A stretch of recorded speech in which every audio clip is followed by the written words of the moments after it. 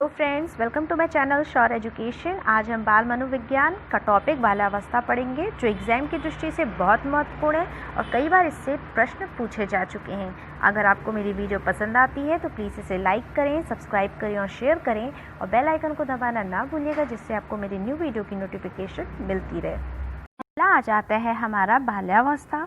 पहले हम देख लेते हैं कि बाल्यावस्था कितने भागों में बांटी जाती है। तो बाल्यावस्था को हम दो भागों में बांटते हैं। पहला है 6 से 9 वर्ष, जिसे हम लोग संचय काल कहते हैं। दूसरा होता है 9 से 12 वर्ष, जो 9 से 12 वर्ष परिपाक काल कहा जाता है। कई बार पूछ लिया जाता है कि संचय काल का समय क्या होता है, तो वो होता है 6 से 9 वर्ष और परिपाक काल का समय क्या होता है, 9 से 12 वर्ष। नेक्स्ट क्वेश्चन है, बाल्यावस्था जन्मोपरांत मानव विकास की दूसरी अवस्था है। मानव विकास की दूसरी अवस्था पूछ लिया जाता है तो वो हमारी बाल्यावस्था होती है। नेक्स्ट क्वेश्चन है, प्राथमिक विद्यालय में प्रवेश अवस्था को क्या कहते हैं। तो प्राथमिक विद्यालय में जो प्रवेश की अवस्था होती है उसे एलिमेंट्री स्कूल ऑफ एज कहा जाता है। कई बार क्वेश्चन इस तरह से पूछ लिया जाता है कि एलिमेंट्री स्कूल ऑफ एज किसे कहते हैं, तो प्राथमिक विद्यालय को एलिमेंट्री स्कूल ऑफ एज कहा जाता है। स्फूर्ति की अवस्था यानी कि स्मार्ट एज किसे कहते हैं, तो स्फूर्ति की अवस्था हम बाल्यावस्था को कहते हैं। क्वेश्चन इस तरह से पूछ सकता है कि बाल्यावस्था में कौन कौन सी विशेषताएं शामिल हैं और वो आपको ऑप्शन दे सकता है, उसमें से ये भी एक हो सकता है। तो स्फूर्ति की अवस्था यानी कि स्मार्ट एज बाल्यावस्था को कहते हैं। नेक्स्ट क्वेश्चन है हमारा, किसने बाल्यावस्था को संवेगात्मक विकास का अनोखा काल कहा है। तो कोल ए ब्रूस महोदय ने बाल्यावस्था को संवेगात्मक विकास का अनोखा काल कहा है। किसने बाल्यावस्था को मिथ्या परिपक्वता का काल कहा है, तो रॉस महोदय ने मिथ्या परिपक्वता का काल बाल्यावस्था को कहा है। कि इस अवस्था में बालक संवेगों पर नियंत्रण करना प्रारंभ करता है, तो बाल्यावस्था में बालक जो है संवेगों पर नियंत्रण करना शुरू कर देता है। नेक्स्ट क्वेश्चन है कि जीन पियाजे ने बौद्धिक विकास की कितनी अवस्थाएं बताई हैं। तो ये हमने कई बार पढ़ रखा है कि जीन पियाजे ने बौद्धिक विकास की 4 अवस्थाएं बताई हैं। पहला संवेगात्मक गामक अवस्था, जो जन्म से लेकर 2 वर्ष तक की होती है। दूसरा होता है पूर्व संक्रियात्मक अवस्था, जो 2 से लेकर 7 वर्ष तक की होती है। तीसरा होता है मूर्त सक्रियात्मक अवस्था, जो 7 वर्ष से लेकर 11 वर्ष तक की होती है। और चौथा होता है औपचारिक संक्रिया अवस्था, जिसे हम लोग अमूर्त संक्रिया अवस्था भी कहते हैं, वो 11 वर्ष से अधिक होती है। नेक्स्ट क्वेश्चन है हमारा, जीन पियाजे ने पूर्व संक्रियात्मक अवस्था को कितने वर्गों में बांटा है। तो जीन पियाजे ने पूर्व संक्रियात्मक अवस्था को 2 भागों में बांटा है। पहली है पूर्व प्रत्यात्मक अवस्था, दूसरी है अंतः प्रज्ञ काल अवस्था। जो पूर्व प्रत्यात्मक अवस्था होती है वो 2 से लेकर 4 वर्ष तक के लिए होती है और अंतः प्रज्ञ काल 4 से लेकर 7 वर्ष तक के लिए होती है। अब जानते हैं कि अंतः प्रज्ञ काल होता क्या है। तो इसका संबंध शैशवावस्था का अंत और बाल्यावस्था के प्रारंभ से होता है, जिसमें सामाजिकता का ज्ञान प्रारंभ हो जाता है। यानी कि शैशवावस्था का लास्ट का एज और बाल्यावस्था का स्टार्टिंग का एज, इसी को हम अंत प्रज्ञ काल कहते हैं, जो कि 4 से 7 वर्ष का होता है। नेक्स्ट क्वेश्चन है कि पॉलिटिक्स किसकी पुस्तक है।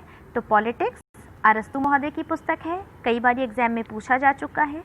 कारणता का सिद्धांत की व्याख्या किसने दी थी। अरस्तु महोदय ने कारणता के सिद्धांत की व्याख्या की थी। नेक्स्ट क्वेश्चन है कि बाल्यावस्था में बालक कैसा होता है। तो बाल्यावस्था में जो बालक होता है वो बाह्य केंद्रित होता है। नेक्स्ट क्वेश्चन की तरफ चलते हैं, सामूहिक खेल और शारीरिक शिक्षा प्राथमिक विद्यालय के पाठ्यक्रम के अभिन्न अंग होना चाहिए, यह किसने कहा है। तो यह कोलसनिक महोदय ने कहा है। कोलसनिक महोदय ने कहा है कि जो सामूहिक खेल और शारीरिक शिक्षा का प्राथमिक विद्यालय के पाठ्यक्रम के अभिन्न अंग होना चाहिए। नेक्स्ट है, बालकों के खेल उन कार्यों की पुनरावृत्ति है जो सृष्टि के प्रारंभ से उनके पूर्वज करते आ रहे हैं। यह कथन किसका है, तो यह कथन स्टेनले हॉल महोदय जी का है। खेलने के द्वारा बालक अपने भावी जीवन की तैयारी करता है। ये बहुत ही इम्पॉर्टेंट क्वेश्चन है, इसको आप रट लीजिए कि खेलों के द्वारा बालक अपने भावी जीवन की तैयारी करता है। ये किसका कथन है, तो ये कार्ल ग्रूस महोदय जी का कथन है। नेक्स्ट क्वेश्चन है, ऐसा शायद ही कोई खेल हो जिसे 10 वर्ष के बालक खेलते ना हो। यह कथन किसका है, तो यह कथन स्ट्रैक महोदय जी का है। इन्होंने ये कहा है कि ऐसा शायद ही कोई खेल होगा जिसे 10 वर्ष के बालक खेलते ही ना हो। नेक्स्ट क्वेश्चन है, बाल्यावस्था के किस वर्ष में शारीरिक विकास तीव्र गति से होता है। तो 6 से 9 वर्ष की अवस्था में बाल्यावस्था में कि जो 6 से 9 वर्ष तक की आयु होती है, इसमें जो शारीरिक विकास होता है वो बहुत ही तीव्र गति से होता है।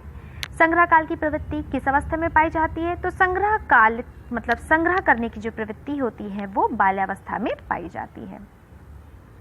नेक्स्ट है वस्तुओं के संबंधों को जानने का प्रयास बालक किस अवस्था में करता है? तो ये जो वस्तुओं के संबंधों को जो जानने का प्रयास है ये बालक बाल्यावस्था में करता है। प्राथमिक विद्यालय में प्रवेश की अवस्था किस अवस्था को कहा गया है? बाल्यावस्था में ही प्राथमिक विद्यालय में बच्चा प्रवेश करता है, इसीलिए इस अवस्था को प्राथमिक विद्यालय में प्रवेश की अवस्था कहा गया है। कौन सी अवस्था में बालक क्यों और कैसे का प्रश्न अधिक करता है? बाल्यावस्था में। कि क्या चीज़ है, क्यों है, किस लिए है, इस तरह के प्रश्न बालक बाल्यावस्था में ही करता है। नेक्स्ट क्वेश्चन है कि पूर्ण विकसित मस्तिष्क का कितना प्रतिशत बाल्यावस्था में तैयार हो जाता है? तो देखा जाए तो बाल्यावस्था में 95% मस्तिष्क आधे से ज़्यादा कंप्लीट हो जाता है बाल्यावस्था में। नेक्स्ट क्वेश्चन हमारा है कि बाल्यावस्था में प्रत्येक वर्ष शरीर की लंबाई में लगभग कितनी वृद्धि होती है? तो 5 से लेके 7 सेंटीमीटर तक की लंबाई शरीर में इतनी वृद्धि हो जाती है। अब बात करते हैं बाल्यावस्था की विशेषताओं की। जैसे पहली है शारीरिक विकास में स्थिरता होती है, मानसिक योग्यताओं में वृद्धि होती है, जिज्ञासा की प्रबलता होती है, जानने की इच्छा होती है, ये चीज़ कैसे है, क्यों है, क्या है, वास्तविक जगत में उनका प्रवेश होता है, रचनात्मक कार्यों में आनंद उनको आने लगता है, सामाजिक गुणों का भी विकास होता है, बहिर्मुखी व्यक्तित्व का भी विकास होता है, संग्रह करने की प्रवृत्ति भी होती है। यह भी मैंने क्वेश्चन में आपको बताया था कि संग्रह करने की प्रवृत्ति किस अवस्था में पाई जाती है? तो बाल्यावस्था में पाई जाती है। निरुद्देश्य भ्रमण करने की प्रवृत्ति, बिना किसी उद्देश्य के भ्रमण करना चाहते हैं, घूमना चाहते हैं। काम प्रवृत्ति में सुषुप्तता होती है। रुचियों में परिवर्तन होता है, उनकी रुचियाँ बदलती जाती हैं। सामूहिक प्रवृत्ति की प्रबलता पाई जाती है और आत्मनिर्भरता की भावना बहुत होती है। नेक्स्ट क्वेश्चन हमारा है कि बालक को आनंद प्रदान करने वाली सरल कहानियों द्वारा नैतिक शिक्षा दी जानी चाहिए। यह मत किसका है? तो यह मत कोलसनिक महोदय जी का है। उन्होंने ये कहा था कि बालक को जो आनंद प्रदान करने वाली सरल कहानियाँ हैं उनके द्वारा नैतिक शिक्षा दी जानी चाहिए। बाल्यावस्था में भाषा के ज्ञान पर बल दिया जाता है। कितना? अत्यधिक। बाल्यावस्था में ही बालक के भाषा पर ज्ञान का बहुत ज़्यादा अत्यधिक बल दिया जाता है ताकि उसकी भाषा सुधर सके। किस अवस्था में क्रिया और खेल के आधार पर शिक्षा दी जानी चाहिए? तो बाल्यावस्था में ही खेल और क्रिया के द्वारा बालक को शिक्षा दी जानी चाहिए। बाल्यावस्था में हड्डियों की संख्या कितनी होती है? तो 350। बाल्यावस्था में हड्डियों की संख्या 350 होती है, 350। नेक्स्ट है बाल्यावस्था में स्थायी दांत कितने होते हैं? तो बाल्यावस्था में स्थायी दांत 27 तक तो निकल ही आते हैं बच्चों की। परिपाक काल का समय मैंने स्टार्टिंग में बताया था कि परिपाक काल का समय 9 से 12 वर्ष, संचय काल का समय 6 से 9 वर्ष। बाल्यावस्था को 2 कालों में बांटा जाता है, एक होता है परिपाक काल, दूसरा होता है संचय काल। स्फूर्ति की अवस्था किसे कहते हैं? बाल्यावस्था को स्फूर्ति की अवस्था कहते हैं क्योंकि इसमें बच्चा आलस्य नहीं करता, बहुत ही तेजी से स्फूर्ति के साथ सारे कामों को करता है। काम की प्रवृत्ति न्यूनता पाई जाती है बाल्यावस्था में।